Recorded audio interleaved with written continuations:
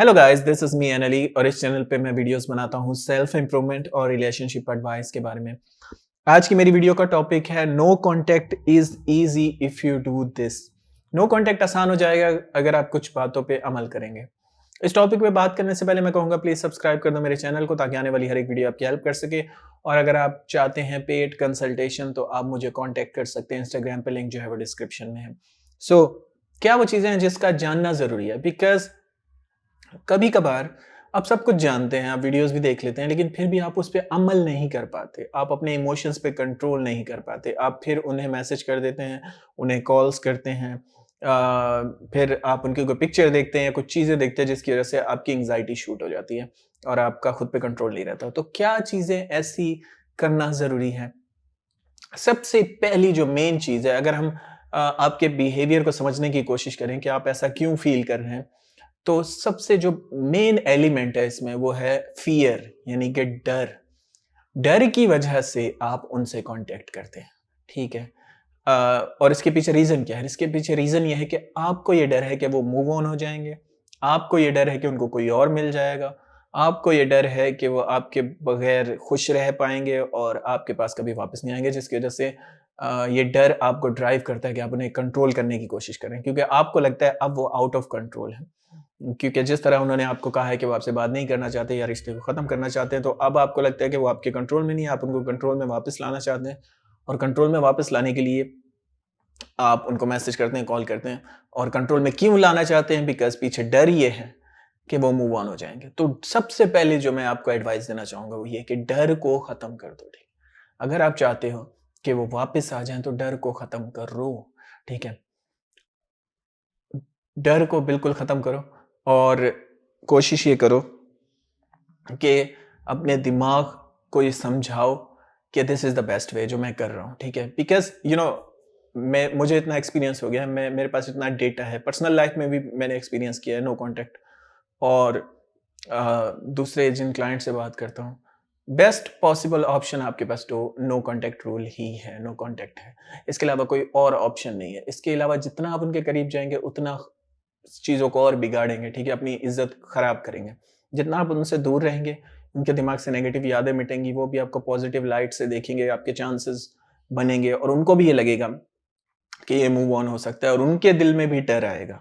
तो आपको उनके दिल में भी डर पैदा करना है। सो सबसे पहले डर को ख़त्म करना है। दूसरी चीज़ जो अहम है, वो समझने की ज़रूरत है कि इंसान के लिए होप का बहुत होना ज़रूरी है, ठीक है? अगर इंसान के पास होप होती है तो वो किसी भी सिचुएशन से निकल जाता है, चाहे कितनी मुश्किल सिचुएशन ही क्यों ना हो। फ्रेडरिक नीत्शे, जो मेरे फेवरेट फिलोसोफर हैं, उन्होंने कहा था to live is to suffer and to survive is to find meaning in suffering. The only way to survive is to find your why. यानी कि अगर आप चाहते हैं जिंदगी में कि आप कामयाब हों या आप किसी मकसद तक पहुंच जाए, तो उसका सिर्फ एक ही रास्ता है कि अपना वाय तलाश करें, ठीक है? कि मैं ये क्यों करना चाहता हूँ, ठीक है? सफ़र सब करते हैं, लेकिन जिसको अपना वाय पता हो वो वहाँ तक पहुँच जाएगा, वो उस मुश्किल से भी निकल जाएगा। इसलिए मैं आपको कहूँगा कि उम्मीद रखें। उम्मीद किस चीज़ की रखें? कि मैं ज़िंदगी में बेहतर बनूँगा, ऐसे लोग मेरे पास और भी आएँगे, ये भी वापस आएगी। और इस चीज़ की खुद को उम्मीद जितना देंगे, उतना जल्दी हील कर जाएँगे। प्रॉब्लम ये है कि आप खुद को उम्मीद नहीं देते, उम्मीद छोड़ देते हैं। आपको लगता है कि आप वो कभी वापस नहीं आएँगे, आपके दिमाग में नेगेटिव थॉट्स आते हैं। दूसरा, आप उनको इतना बड़ा कोई सेलिब्रिटी समझते हैं, जैसे वो चले गए तो ज़िंदगी खत्म हो जाएगी, हालाँकि ऐसा कुछ भी नहीं होने वाला। तो अपने व्हाय को ज़िंदा रखें, फ़ियर को ख़त्म कर दें, यानी कि डर को ख़त्म कर दें। तीसरी चीज़ उम्मीद से ही रिलेटेड आपको बताना चाहता हूँ, वो ये है कि इंसान का जो दिमाग है वो 3 हिस्सों में बँटा हुआ है, ठीक है? एक है लिज़र्ड ब्रेन है, एक कैट ब्रेन है।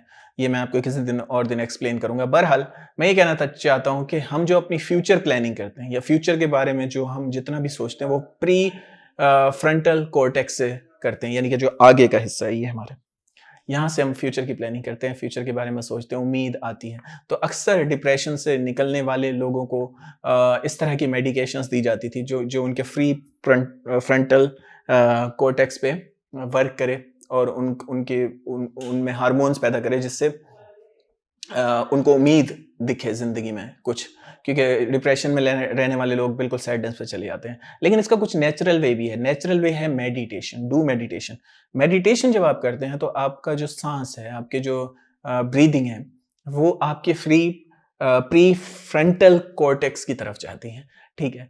तो जिसकी वजह से हार्मोन मतलब इसमें डोपामाइन रिसेप्टर्स जो जिन्हें कहा जाता है, वो काम करते हैं, जिसकी वजह से आप पॉजिटिव फील करते हैं। सो अगर आप चाहते हैं कि पॉजिटिव फील करें ऐसी सिचुएशन में जहाँ आपको डर है, जहाँ आपको प्रॉब्लम फील हो रही है, जहाँ आपको लगता है कि आप मूव ऑन ही नहीं हो पाएँगे या आप डिप्रेशन में जाएँगे या वो आपके पास वापस नहीं आएँगे या नेगेटिव थॉट्स आ रहे हैं, वहाँ मेडिटेशन करना लाज़मी है। मेडिटेशन आपको उम्मीद देगी। दूसरा, मेडिटेशन आपको एट द मोमेंट जीना सिखाएगी, सेल्फ अवेयरनेस सिखाएगी। क्योंकि या तो आप पास्ट के बारे में सोच रहे होते हैं कि मैंने ऐसा क्यों किया, काश मैं उसको ये ना भूलता, काश मैं ये ना करता, वो ना करता।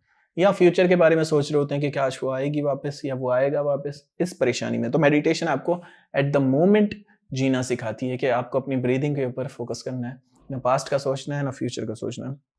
और आखिरी चीज़, जब आप प्री फ्रंटल कॉर्टेक्स के ऊपर वर्क करेंगे, जो कि आगे का हिस्सा है, यानी मेडिटेशन करेंगे और अपने हार्मोन को बढ़ाएँगे, डोपामाइन रिसेप्टर्स को, तो उससे फ़ायदा ये होगा कि आप ज़्यादा लॉजिक यूज़ करने लग जाएँगे, क्योंकि अभी आप इमोशंस में हैं, ठीक है?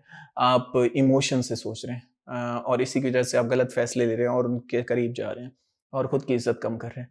तो आपको लॉजिक यूज़ करने की ज़रूरत है और लॉजिक आप कैसे यूज़ करेंगे? मेडिटेशन करें, जर्नलिंग करें, ठीक है? और अपने अंदर होप पैदा करें। So that's it for today. Thanks for watching guys. You have a good day.